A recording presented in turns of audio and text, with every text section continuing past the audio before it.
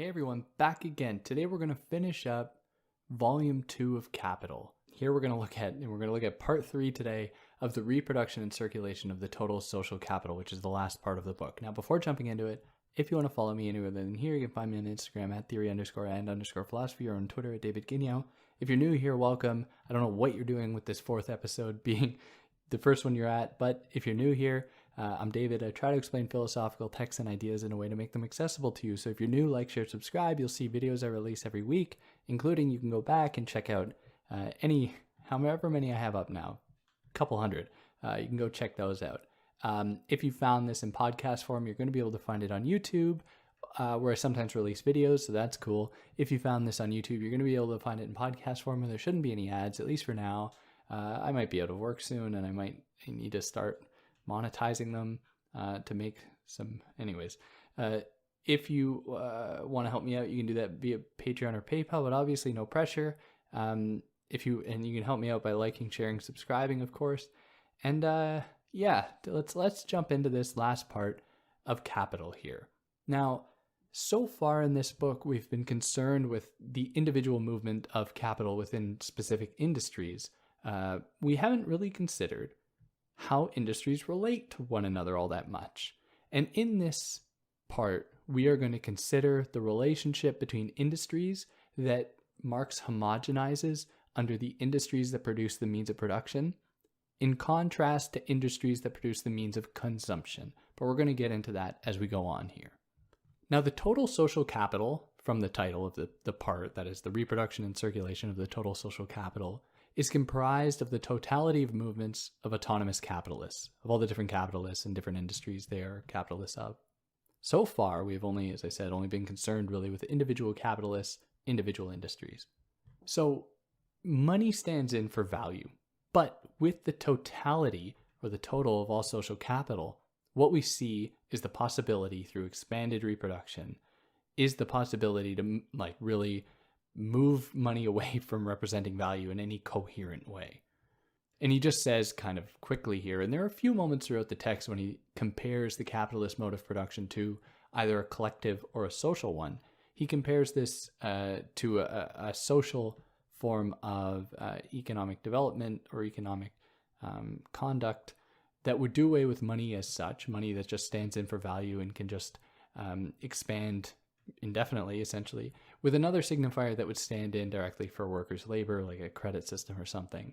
At least this is what he puts in place of money. Now, he doesn't actually elaborate on this point here, so it's difficult to know what that would actually look like, because it raises a few alarm bells, and how do you actually assess the value of labor? But in any case, that's what he gives us here. Now, here he returns again to previous ideas about the circulation and reproduction of the total social capital. So again, it's going to be a little bit repetitive, but it's important. So he looks at the physiocrats once again, specifically Quesnay's Tableau économique, in which it describes production as embodying value put into it through labor, or labor producing value. But this only really comes about through agriculture for the physiocrats, for Quesnay. So surplus for them comes only from the production and agriculture that brings more from the earth. So as I guess labor gets more efficient for them, I assume, and is able to extract more from the earth, it gets more valuable. But that's not really the case for Marx and Smith, I don't think either, because the more efficient that labor gets, the actually less valuable it is, because it is able to produce more. In a shorter amount of time, it can do things easier. Labor is then less desired. You can hire even fewer laborers. So as for Adam Smith, he believed that total social wealth is presented in three ways. He believed they were presented as wages, profit, or rent. So for Smith, the total social capital, which can be understood as the gross revenue, is their total social produce, everything that is produced at the end of the day, whereas the net revenue, so not the gross revenue, but the net revenue, is what remains after we factor in all the costs of all the capitalists in their respective industries, how much they paid to actually produce the things that came out at the end. Now, this is interesting because Smith is only working in terms of simple reproduction. He's not accounting for costs of actually expanding industry. He's just covering, thinking that capitalists, all they'll do is spend money to cover the costs of their production and all that, and they'll take the rest of the money and enjoy fruitful lives, and that'll be it. Which is why in Adam Smith, it's all about equilibrium. Things will just naturalize themselves. So Marx adds to this entire framework that Smith gives us, adds to wages, profits, and rent, the money that is destined for to be productive capital. Now, Smith presents us with two broad kinds of industries that comprise the totality of all industries. And those are industries that produce the means of production. So these are industries that consumers don't buy from. Everyday workers don't buy from these industries because these industries are producing like coal, or they're producing machines, or they're producing linen that only capitalists are going to use in order to add to their productive forces. They're going to buy coal to work in their factory. They're going to buy linen to turn into shirts or whatever. They're going to buy machines to work in their factory. Now, both of these industries are going to be pumping out products that are going to be bought. Hence, they'll have some bearing on the entire social product. And Smith adds, though, that if you were to actually look at the entire social product, it can all be reduced to variable capital plus surplus value. Constant capital doesn't play a part at all. To which you might say, well, wait. But it costs a capitalist like $1,000 for that machine, and that's going to factor into the cost. So obviously, of the things they produce. So obviously, that's going to have a part in the product. But remember, all products on Earth, all commodities, are reducible to human labor. No commodity just falls down from the sky. Everything can be reduced to the cost of labor that went into it. So let's take one enterprise. Let's look at the production of a car. Each part of the car was brought to that plant or to that industry, to that factory, to be put into a car through labor. Each one of those parts of the car were made through labor. So if you go back far enough through any production process in any part of it, you are going to find labor at the very beginning. Labor is what began the entire process. Now, Smith goes wrong, even though he's right about this thing that everything is really reducible to labor or to variable capital plus surplus, which is the added that's taken out of variable capital. But he says then that revenue kind of begins the whole thing, this idea about primitive accumulation. There was some kind of reserve of money that just made everything start going. Now, to say that this is the original part of capitalist accumulation confounds the history of capitalist accumulation. It just gets it totally wrong. The entire revenue of society is then, for Smith, the sum of all the wages paid, that is revenue for workers, plus the surplus value extracted, the revenue for capitalists. So in this way, he only thinks about profit as surplus value that is taken out of workers, as stuff that the capitalists are just going to spend on themselves, on useless things that they'll enjoy, big houses and whatnot. It does not factor into the added exponential portion of that that's going to go back into production in order to expand industry that is going to increase the overall social product, the total social product, or social capital. So his formula only really works in simple reproduction where that type of expansion isn't occurring. So another issue produced from his focus on simple reproduction is that he conflates value of the annual product with the annual value product.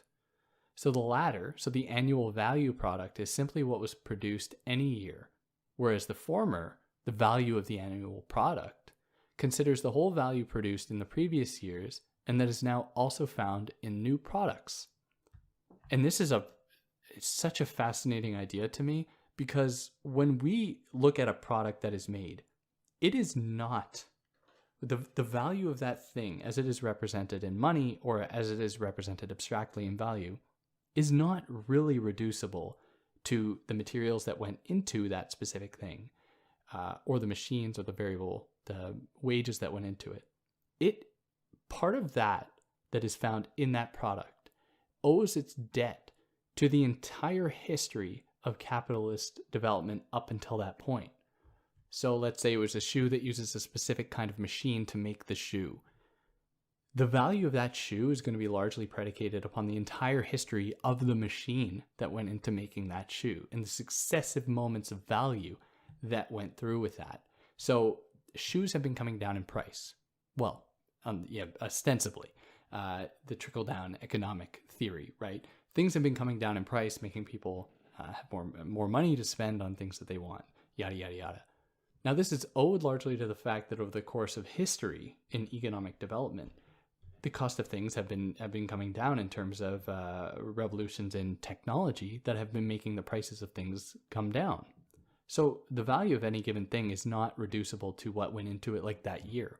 So this is the distinction that Smith gets wrong that Marx fixes, to say that there is a difference between the value of the annual product, which is it is the value of the entire history of capitalist accumulation in that product versus the annual value product. So real living labor that went into making a product is not the only determining factor to a thing's value, because there's all the dead or objectified labor that is still found in the machinery, still found in the raw materials, still found in the developments in labor, how labor is organized, that also will affect and determine the cost, the value of the thing. So then Marx considers a number of other economists who get this stuff way wrong, and I could go through each one of them that he talks about, but the point is that they all just borrow from Smith and they're all wrong. So you can go, if you're so inclined, you can find out about each one of them and how they're wrong. But so thinkers like Proudhon, Mill, Say, these political economists get everything totally wrong because they just uncritically borrow some of these key terms from Smith. So here he considers in much more detail simple reproduction, kind of what Smith took for granted when in fact that's not really the case. So the entire annual product can be traced to constant capital plus variable capital plus surplus. And here we are assuming that the surplus, the revenue for the capitalist, is just that. It's just revenue. It's not actually put back as capital.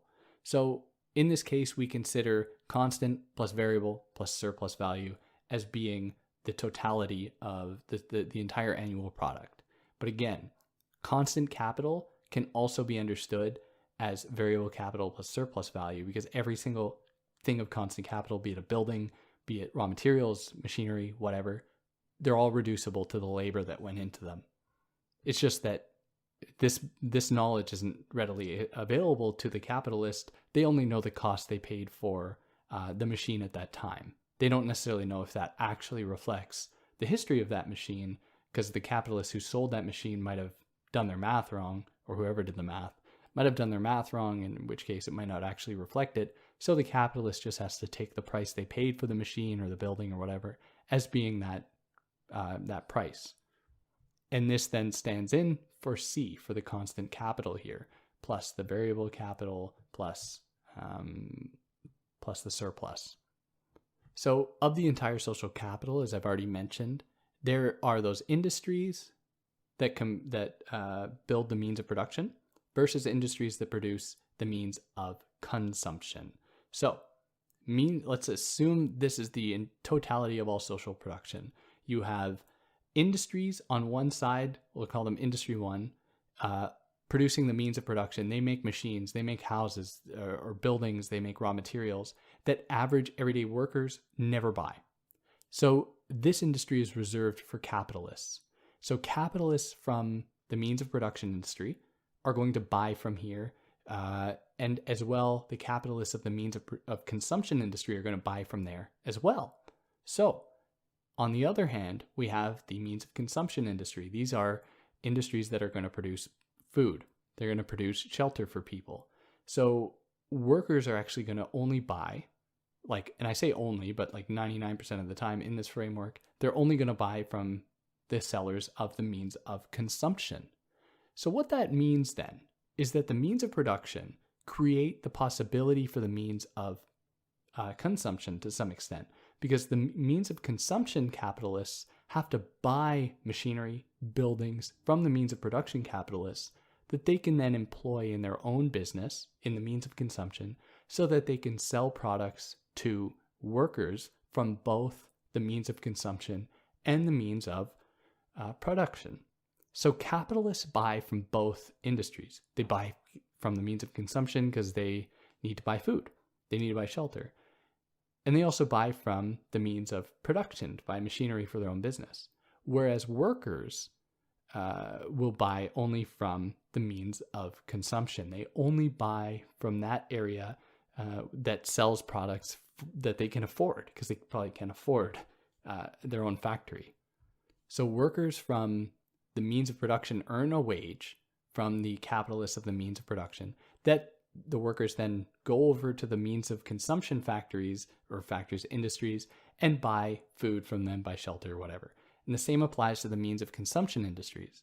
So capitalists of the means of consumption pay workers who then spend money in that industry.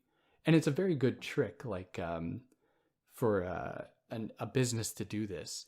If a business is able to make their workers buy from them exclusively, what is happening is the money that they're paying out to workers just comes right back to them. It's really quite genius. And I remember when I was younger, I used to work, for any Canadians out there, I used to work at Tim Hortons. And there were people that that were workers there that would hang out at Tim Hortons. And at the time, I remember thinking you're just giving your money right back to them, right? You just worked 8 hours and you're still here buying food. They're laughing all the way to the bank because you were just exploited. And now you're giving that little bit you have left over right back to them. Now that's a very specific example. Really the point that Marx is making here is looking at the entirety of all industries that produce the means of consumption to kind of make an abstract whole, a homogeneous whole out of it. And then saying that all people, and he's right about this, earning wages, don't make a lot of money, can only buy from them. So people working in those industries of the means of consumption are always only giving their money right back to the very capitalists that bought their labor power. So if the products of the means of production, so building machines, factories, whatever, if the products there are bought by the means of consumption and by other industries in the means of production, like let's say a factory focuses on building machines, another one focuses on building buildings, whatever, they're going to buy from each other.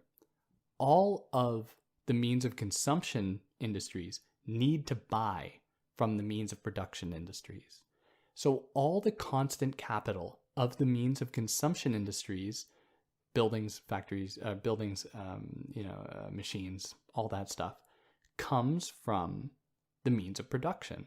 So the product of the means of production is the same thing as the constant capital of the means of consumption, which is an added point that we're going to build on in a little bit. Now, the means of consumption industries can be broken up into two broad groups. There are the means of consumption industries that make the necessary stuff for everyone, but then there are luxury ones, because capitalists want to separate themselves from the plebs, right? They don't want to associate with the regular folk, and so they're going to do that by adorning themselves with different clothing or with jewelry or whatever that they can only acquire from certain industries. Now, the existence of luxury industries among the means of consumption industries more generally, it has to be less than the necessary means of consumption industries. Because if there was more labor being put into means of consumption for luxury goods, that means that there would be fewer people or fewer industries actually making the requisite or the necessary amount of necessities for everybody. And so people would just die. So like the case of the means of production industries, where the workers get paid and then they run over to the means of consumption industries to buy bread and shelter, very much within the means of consumption industries in the luxury areas, those workers are going to take their money and then run over to the means of consumption of necessary goods and buy food and shelter there. Now, a point that Marx extracts from this is to say that a sum of value equal to the total surplus value is realized in the consumption fund. That is the amount circulating that people are going to be using to spend money on. But given just the impossibility of properly assessing certain needs, There could be a boom in population in which the demand is increased. There could be a reduction in population, like with the Black Plague, where the demand has gone way down, but the supply is way too high. It's so easy for things to go awry. Crises are going to unfold, and crises are then going to lead to equilibrium, but they'll come to equilibrium after people have died, after people have gone hungry, and, horrible things have occurred. Now, in all of this, it's easy to lose sight of the fact that workers, are the originators of value, because they're just, as I'm framing it here, they're only being bought by capitalists who seem to already have valuable capital, as though they are the originators of capital, when in fact, of course, it is the workers. Now, if the means of production supply the means of consumption industries with their constant capital, with their factories, with their machines and so on, where does the constant capital of the means of production come from? Unless it takes it from another means of production industry, but where did they get it from? Where did this all originate from? And again, this is a kind of mystery that haunts this text. And, capitalism seems to presuppose itself insofar as variable capital and the surplus value taken out of it has to be spent somewhere when it is made, which would imply that there's an entire productive apparatus already in existence that are making objects of consumption that the capitalists can spend money on. So if we accept that the product of the MOP, or the MOP of the means of production, as I have in my notes written, abbreviated as MOP, the MOP, if the product of the means of production is what is transformed into the constant capital of the means of consumption, then that means that the variable capital plus the surplus value, which is the product of the means of production industries, that means then that is exactly the same thing as the constant capital in the means of consumption industries, which means that the entire social product, if it is reducible to variable capital plus surplus value at the end of the day of all the industries, and we know that the variable capital plus the surplus value is in the product of the means of production is the exact same as the constant capital in the means of consumption, then therefore the entire social product can be broken down into the constant capital in the means of consumption plus its variable plus its surplus value, all in the means of consumption. Now, we can only really do this when we think of the total social character, because it erases the real production that goes on in the means of production, and it erases the fact that we are dealing with simple reproduction here in Adam Smith's fairy tale world, where things will always be sold for the price they want to be sold for, and everything just works out perfectly.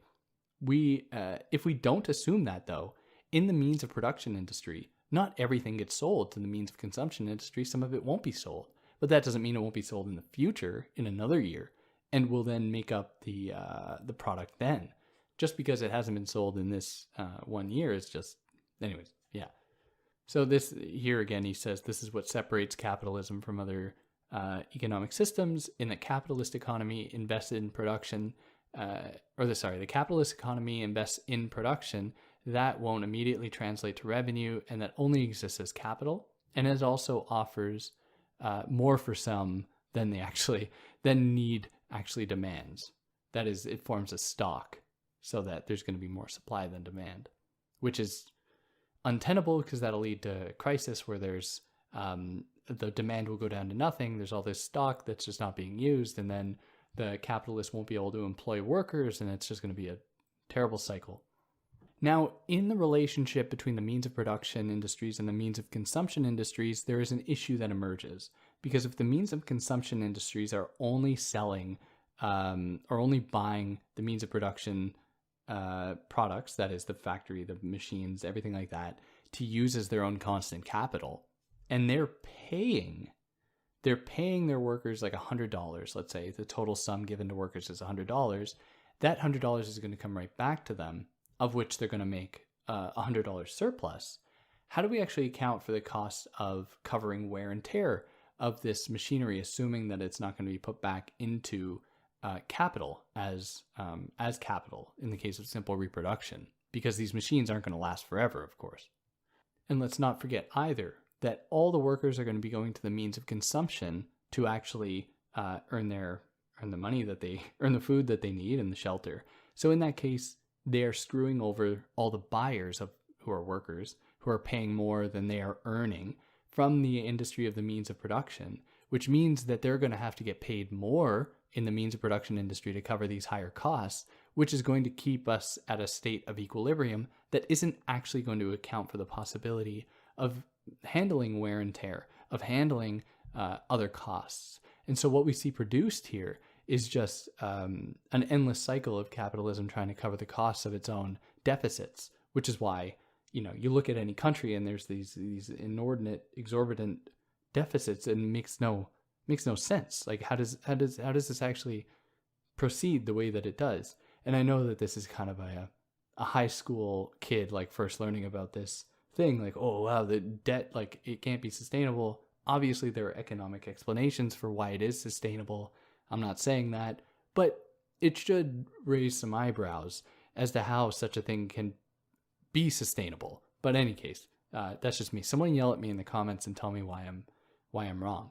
So it might remedy this by using foreign trade. So instead of paying for things in one country, it'll then look to another country and acquire some more wealth that it will then apply to its industry in order to cover these costs. But all this does is it transfers the contradictions of capitalism globally. So it might fix the problem momentarily at home, but it has just sent the problem overseas.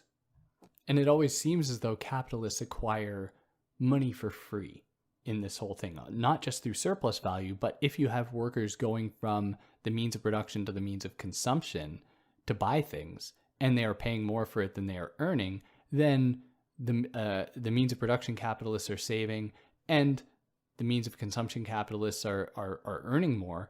And then they're just, it's like the capitalists are just feeding each other their own money that they're giving to the workers, who are steadily deteriorating.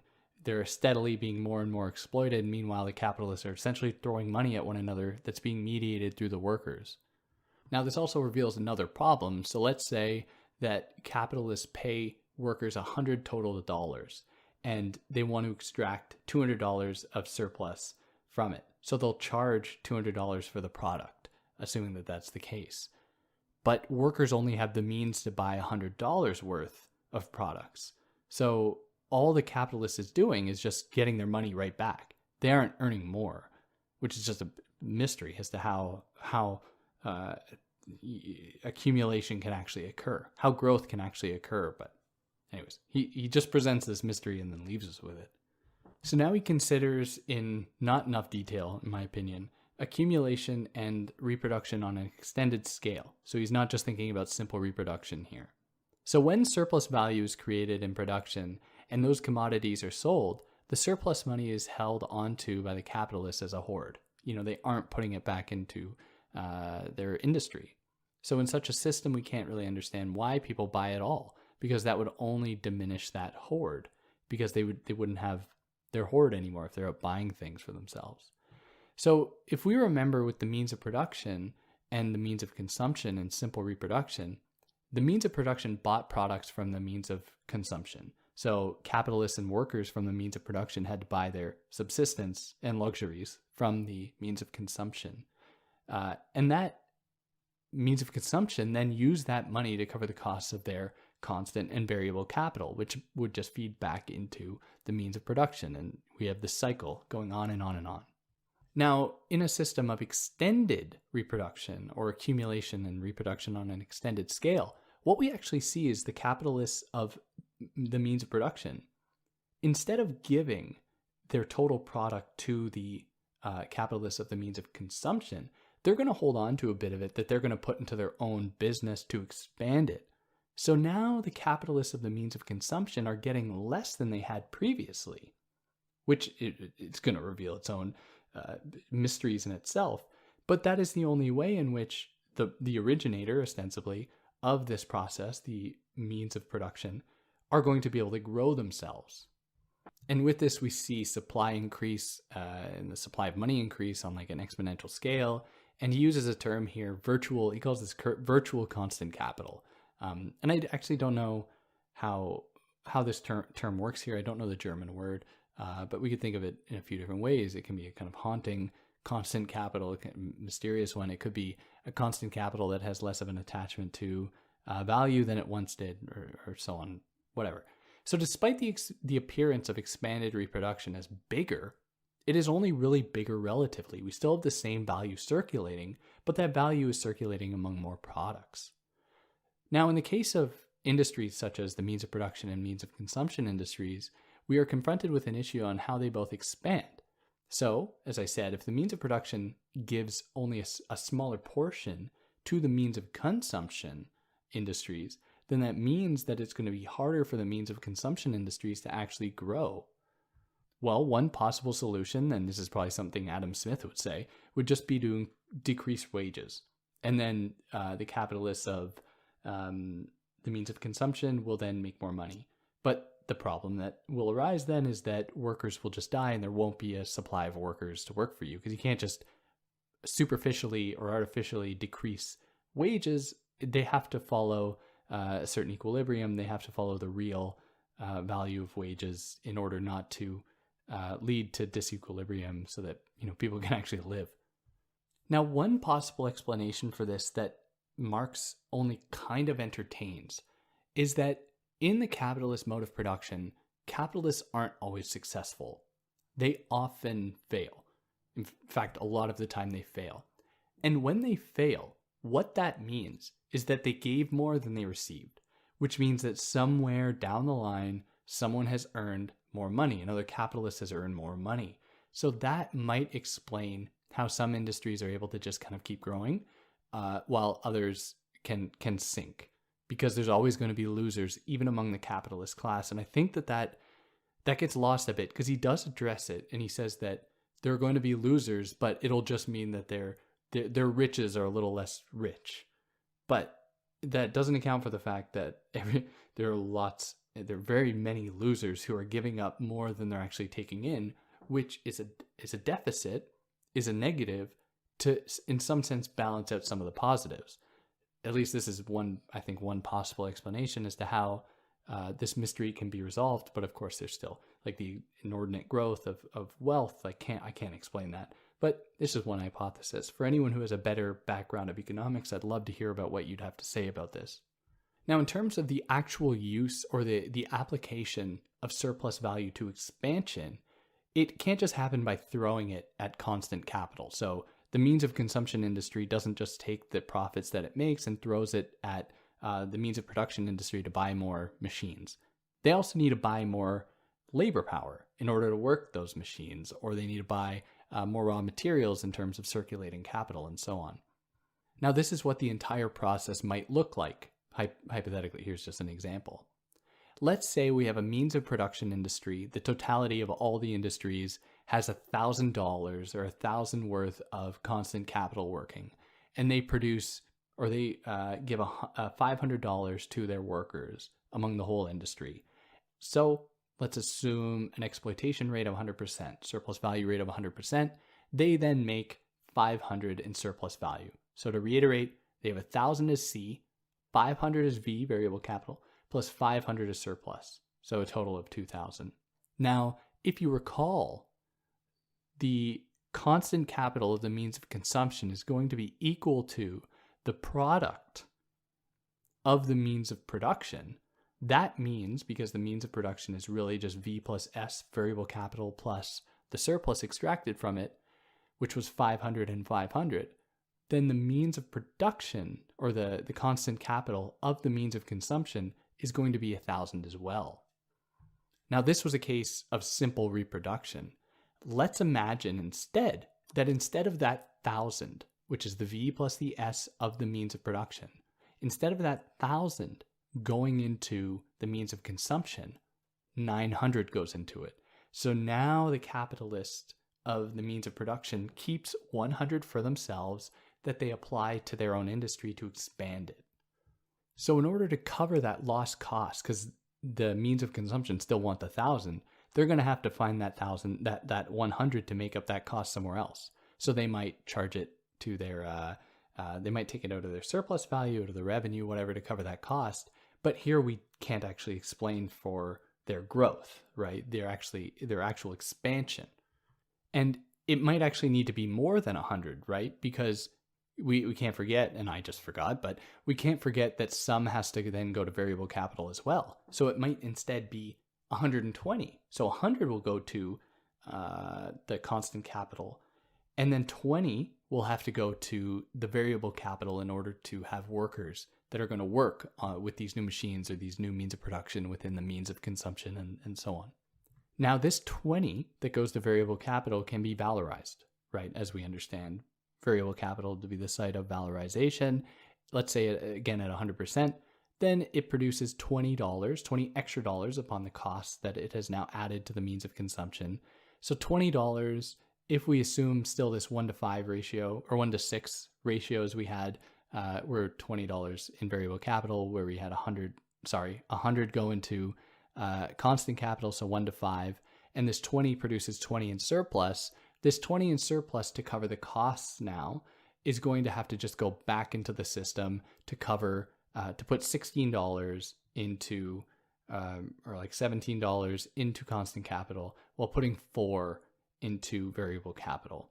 And so what we get here is just this kind of simple reproduction occurring once again, where we can't explain this possibility for growth, at least not very clearly. And it's on that note that he kind of abruptly ends the book. And it wasn't his book, it was his notes that Engels had compiled into a book, where he says that essentially we're going to be confronted with capitalists who form these hordes in terms of like simple reproduction, not actually expanding their industries. And then we have those that are going to be accumulating money and expanding their industry. And for someone who takes on this issue in a lot of detail, there's Rosa Luxemburg, and I think her book is called The Accumulation of Capital. And I remember years ago I presented on this in a seminar, and it was difficult because very much like I was doing today, but in a lot more detail, I was presenting all the mathematical equations, which was a challenge, to say the least. Anyways, yeah, that pretty much rounds out the second volume of Capital. If anyone made it this far, I really applaud you. You know, I'm sorry this has to go on for 4 episodes, but I don't see another way other than having like hour and 20 long minute episodes or something, and that would be not so good. I don't think, at least. I don't know, it might be better. Who knows? If you like what I did, I'd love to hear about it. You know, you can like, share, subscribe. You can contribute via Patreon or PayPal if you're interested in that at all. If I got anything wrong as well, I would love to hear about it. And yeah, thanks for listening this far, and I'll catch you next time. Take care.